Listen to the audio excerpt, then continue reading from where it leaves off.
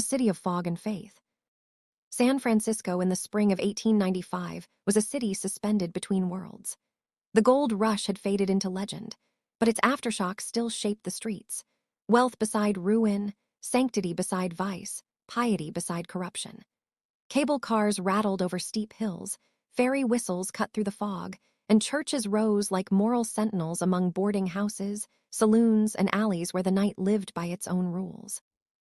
To the casual observer, the city seemed prosperous and orderly.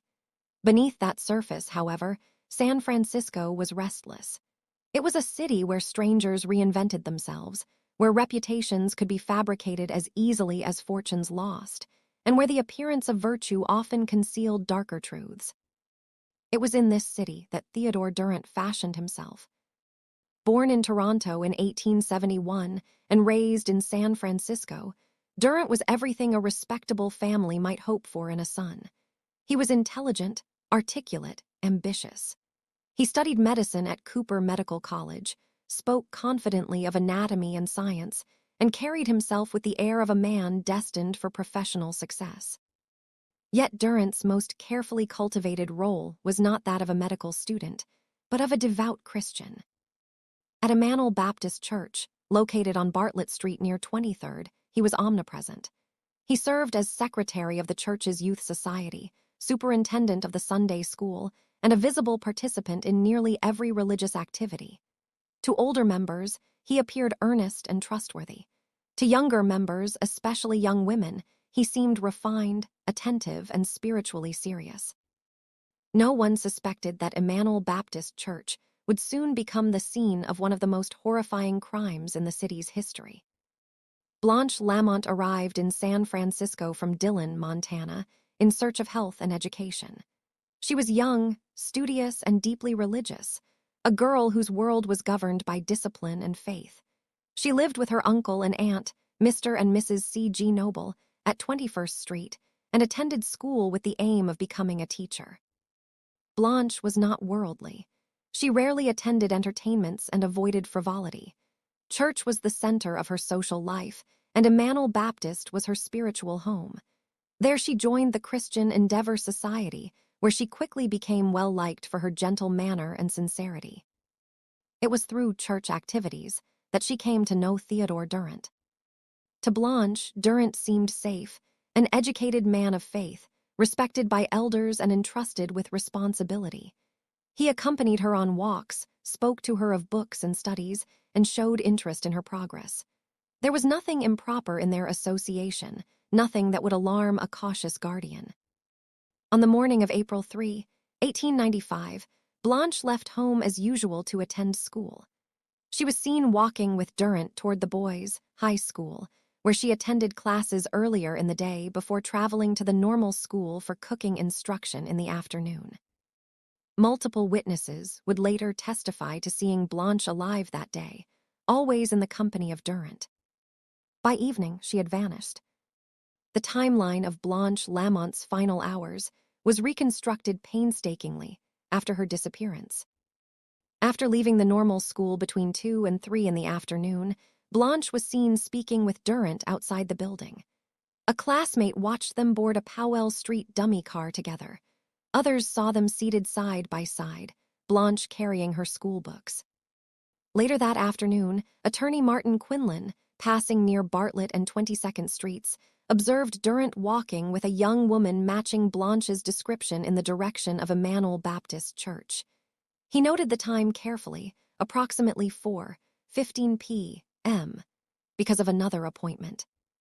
At 124 Bartlett Street, directly across from the church, Mrs. Leake sat by her window, waiting for her daughter to return from shopping. Instead, she saw Durrant open the church gate and follow a young woman inside. This was the last confirmed sighting of Blanche Lamont alive. What occurred within the walls of Emmanuel Baptist Church that afternoon would remain a matter of forensic reconstruction, circumstantial evidence, and grim inference. But by nightfall, Blanche had disappeared from the world she knew. At approximately 5 o'clock that evening, George King, the church organist, entered Emmanuel Baptist Church to practice. He had barely begun when a door opened from the stairway leading down from the belfry. Theodore Durrant emerged. King would later testify that Durrant looked unwell, pale, trembling, and without his coat or hat.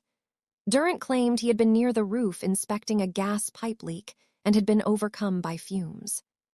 Concerned, King ran to a nearby drugstore and returned with bromo seltzer, which Durrant drank. Despite Durrant's claim of gas exposure, King noticed something unsettling. There was no smell of gas, and the fixtures had recently been inspected. Durrant soon insisted he was recovered and even assisted King in moving a small organ. Afterward, he walked King home, despite claiming weakness and despite his own home being in the opposite direction. Nothing about the encounter made sense. At the time, King dismissed his unease. In hindsight, it would haunt him. When Blanche did not return home that evening, her aunt assumed she had visited friends. When she failed to appear at the prayer meeting, worry set in. At the service, Durrant sat behind Mrs. Noble. He leaned forward and asked casually, "Is Blanche here tonight?" When Mrs. Noble answered no, Durrant remarked that he had a book for Blanche and would send it to the house. Days passed. Blanche did not return. Mrs. Noble eventually contacted the police, yet Durrant remained above suspicion. He was cooperative, sympathetic, even helpful. He offered theories that Blanche had run away or fallen into moral danger, suggestions that subtly shifted blame away from crime and toward scandal. Then came the rings. On April 13, Mrs. Noble received a newspaper by mail. Inside were Blanche Lamont's rings, personal items she never removed voluntarily. A pawnbroker later identified Durrant as the man who had attempted to sell one of them. The case took a darker turn. Before the city could process Blanche Lamont's disappearance, another young woman vanished. Minnie Williams, also a member of Emmanuel Baptist Church, left Alameda on April 12, intending to attend a church gathering that evening. She never arrived. That same night, Durrant arrived late to the meeting, flushed, agitated, and noticeably overheated. After the meeting adjourned, while others returned home, Durrant went alone to the church. The following morning, women arrived to decorate the church for Easter. What they found in the library defied comprehension. Minnie Williams' body lay brutally mutilated. The violence was unmistakable, the scene unmistakably staged within the church itself. A broken knife blade was embedded in her body. The room bore signs of struggle and deliberate cruelty. Police descended on Emmanuel Baptist Church. Captain Isaac Lees returned from Los Angeles to take charge. Detectives searched the building methodically. In the belfry, they found Blanche Lamont. She lay arranged with grim precision, her hands crossed, her body positioned as if for study.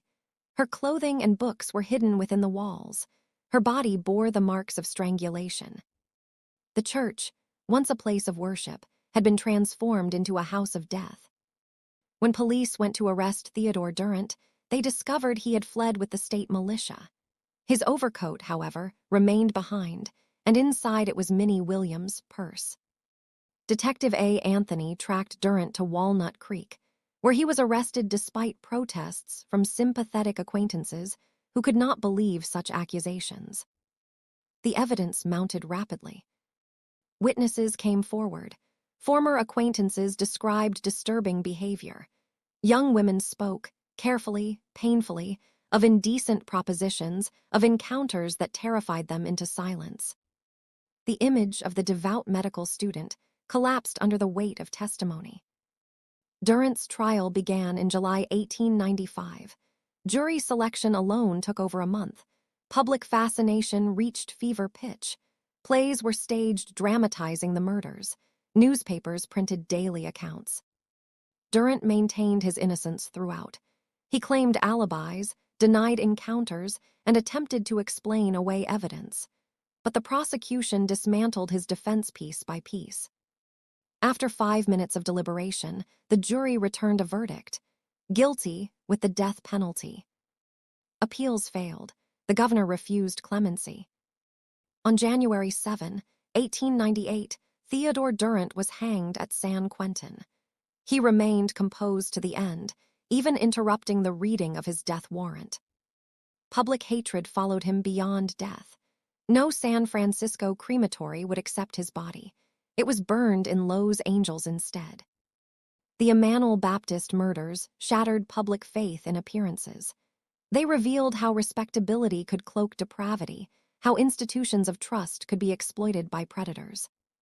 The case of Theodore Durrant became a warning passed down through generations of criminologists, psychologists, and historians, that evil does not always announce itself, and that sometimes it kneels beside you in church. Follow for more real crime stories.